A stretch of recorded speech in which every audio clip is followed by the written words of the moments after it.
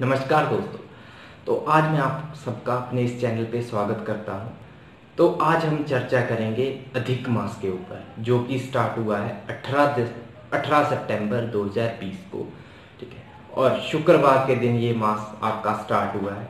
शुक्रवार के दिन इस मास के स्टार्ट होने से इसका महत्व और भी ज़्यादा बढ़ चुका है। क्यों? इसकी चर्चा हम करेंगे वीडियो के बीच में, और वीडियो को अंत तक देखिएगा जिससे आपको पूरी जानकारी अच्छे से मिल सके। मैं कह रहा हूँ कि ये वीडियो सबके लिए इम्पॉर्टेंट है, चाहे आप नौकरी करते हैं, चाहे आप घर पे रहते हैं, चाहे आप स्टूडेंट हैं, अगर आप किसी बड़े पेपर की तैयारी कर रहे हैं या किसी और मिशन के लिए आप अपने लाइफ में चल रहे हैं, तो ये वीडियो आपके लिए बहुत ही महत्वपूर्ण होने वाली है। तो मान्यताओं के अनुसार अधिक मास में जो है वो शुभ कार्य करना की मनाही है। शुभ कार्य लाइक आप शादी या आप कोई नया कार्य स्टार्ट करना चाहते हैं, तो ऐसी चीज़ों में मनाही है इस अधिक मास में करने के लिए। पर आप कुछ ऐसे भी काम हैं जो आप अगर इस मास में करेंगे तो आपको उसका कई गुना फल आप उसका ग्रहण कर सकते हैं। लाइक इस मास में किया गया जप तप पूजा पाठ दान योग कुछ भी अगर आप ऐसा करते हैं तो उसका कई गुना आपको फल मिलता है। तो इस मास में आपको क्या करना चाहिए जिससे कि आपको बहुत ही अच्छा फल मिले? सबसे पहले मैं आपको इस मास में पढ़ने वाले कुछ खास योगों के बारे में बता देता हूँ, फिर उसके बाद हर एक जो प्रॉब्लम है उसके रिगार्डिंग भी आपसे चर्चा करेंगे कि अगर मतलब अब देखिए पूरा मंथ है आपके पास, तो आप कुछ ना कुछ खरीदारी तो करेंगे, कुछ ना कुछ अच्छा शुभ कार्य करने का आपका मन तो होगा ही। तो इस मास में भी आप किस समय पे वो शुभ कार्य कर सकते हैं या कुछ खरीदारी कर सकते हैं जिससे कि आपको अच्छा फल मिले? तो सबसे पहले अगर मैं बात करूं कि इस मास में सर्वार्थ सिद्धि योग कब कब बन रहा है, तो सर्वार्थ सिद्धि योग की अगर मैं बात करूं कि वो सर्वार्थ सिद्धि योग को बहुत ही ज्यादा सर्वश्रेष्ठ माना गया है किसी भी खरीदारी करने के लिए। क्यों?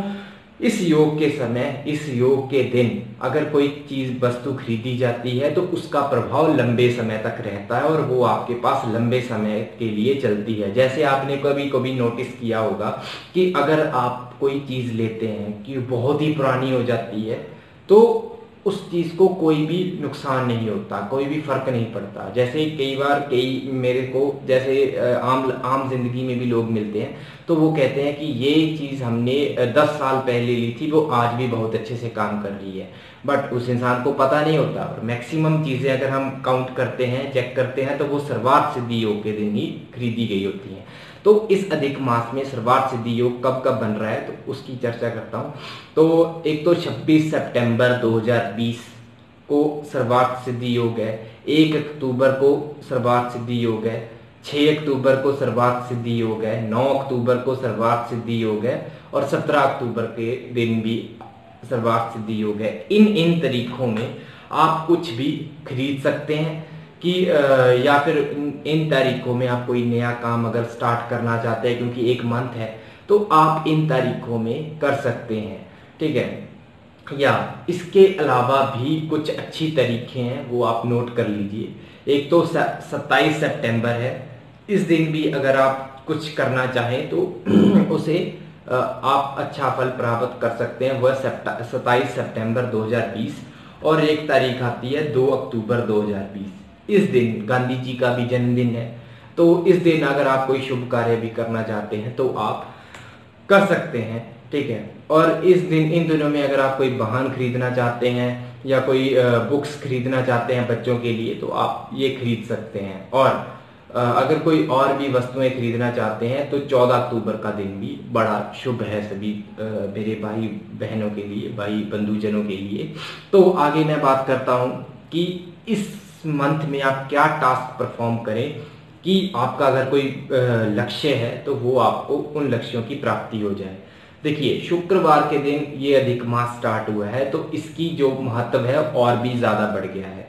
वैसे तो अधिक मास में क्या होता है कि विष्णु भगवान जी की जितनी पूजा उपासना करी जाती है, विष्णु जी के जितने मंत्र करे जाते हैं, उतना ही अच्छा फल मिलता है। तो सबसे पहले अगर मैं उपाय बताऊंगा तो उन लोगों के लिए जो इस समय में हेल्थ के रिगार्डिंग बड़े ज़्यादा इश्यूज जिनको देखने को मिल रहे हैं या जिनकी हेल्थ खराब रह रही है, उनके लिए मैं कुछ उपाय बताना चाहूँगा।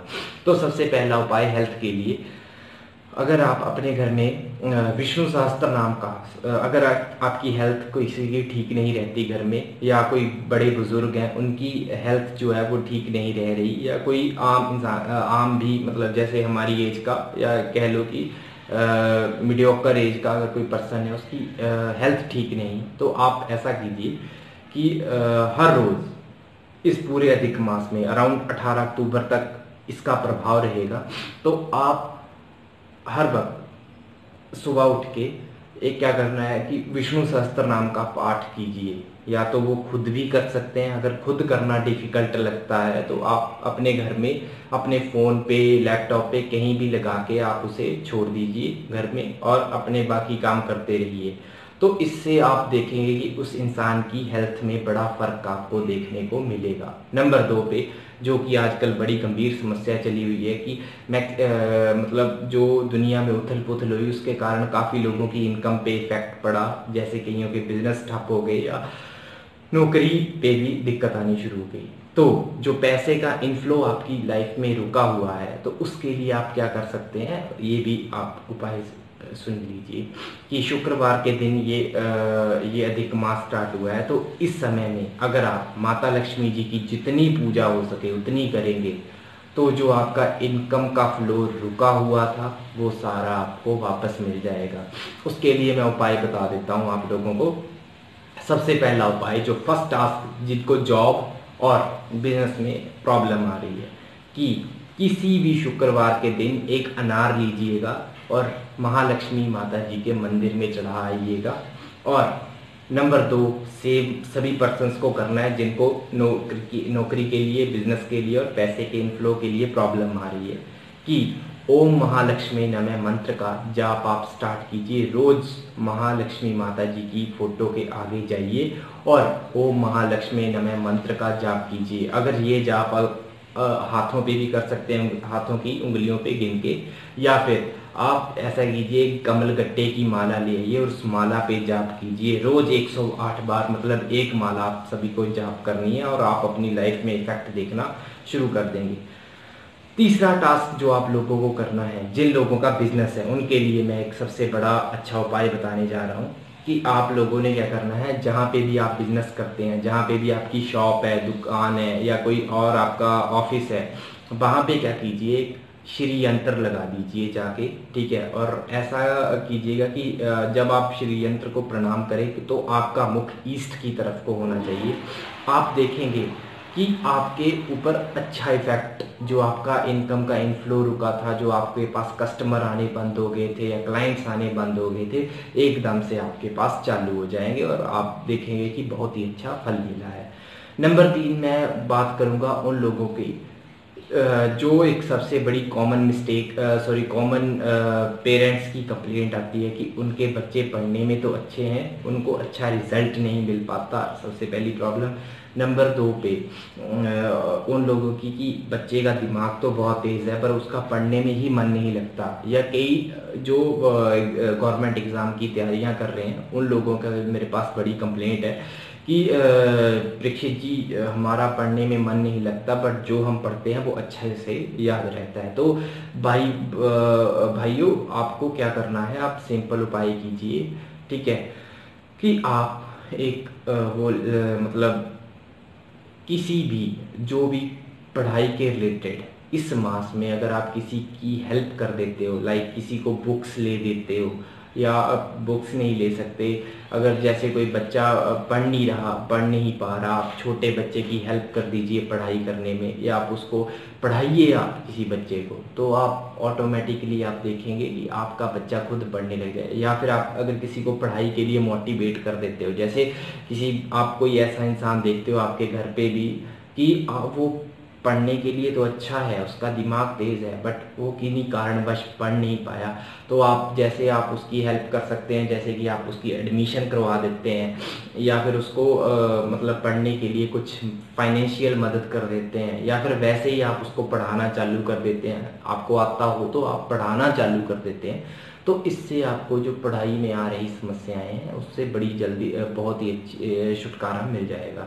तो सबसे बड़ी बात, अगर आप इस समय में पेंसिल का दान करते हैं, पेंसिल लिखने वाली पेंसिल छोटे बच्चों को दान कह लो, या पेंसिलें बांट देते हैं किसी यार स्कूल में जाके, या कहीं छोटा बच्चा आपको पढ़ने वाला बच्चा देखे, आप उसको एक कॉपी और पेंसिल दे देते हैं, तो आप देखेंगे कि आपकी पढ़ाई में बहुत ही अच्छा उछाल आपको देखने को मिलेगा। ठीक है, तो ये बातें थी मेन जो प्रॉब्लम्स मेरे पास आ रही थी आज के टाइम में। ठीक है, और एक सबसे बड़ी अच्छी बात मेरे को अभी दिमाग में आई वीडियो को सोचते सोचते, तो वो है लव रिलेशनशिप। अगर आपके लव रिलेशनशिप में प्रॉब्लम आ रही है, या किसी की मैरिज नहीं हो रही है, एज ज़्यादा हो गई है और मैरिज नहीं हो रही है, तो उनके लिए भी मैं एक उपाय आप सबको बता देता हूँ, जो इस अधिक मास में करना है। किसी भी शुक्रवार या किसी भी वीरवार के दिन इस अधिक मास में चुन लीजिए।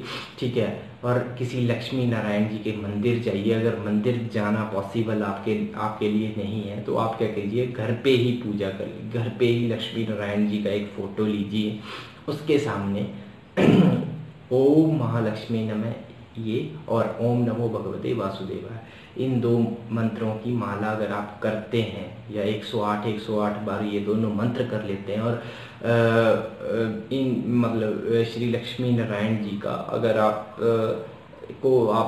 पीले रंग के वस्त्र दान कर देते हैं, और वो वस्त्र आप चाहे तो बाद में किसी मंदिर में दान कर दीजिएगा।